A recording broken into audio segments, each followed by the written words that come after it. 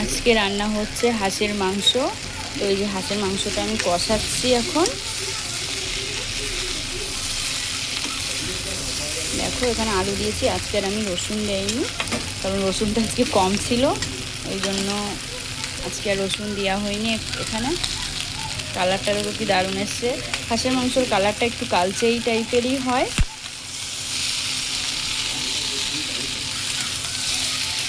এই যে রান্না হচ্ছে, তো প্রায় কষানো হয়ে গেছে। এবার আমি জল দেবো এতে।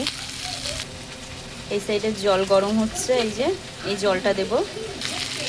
মাংস সবসময় জল, গরম জলটা দিলে আর কি ভালো হয়, ঠান্ডা জল দেওয়ার থেকে গরম জলটা দিতে হয়।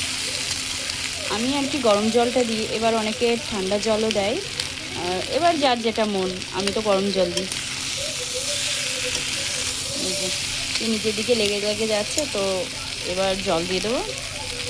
টাটা সবাইকে।